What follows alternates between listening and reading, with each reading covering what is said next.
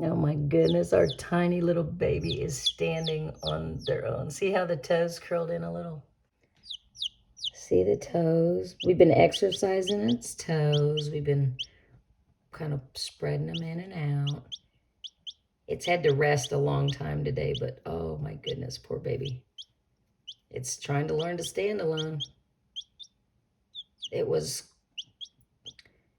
rolling and balled up all day.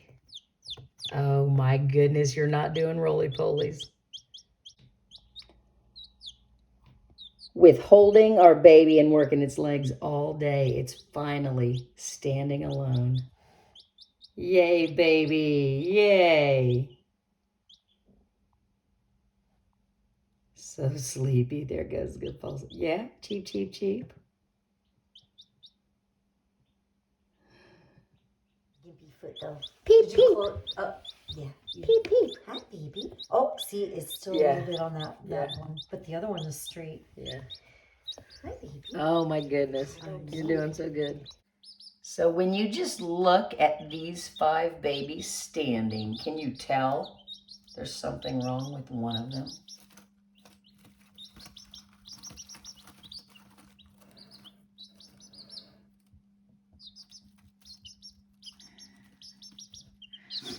Right here, the one that's hobbling a little bit with the slick head was shrunk a little bit in its shell.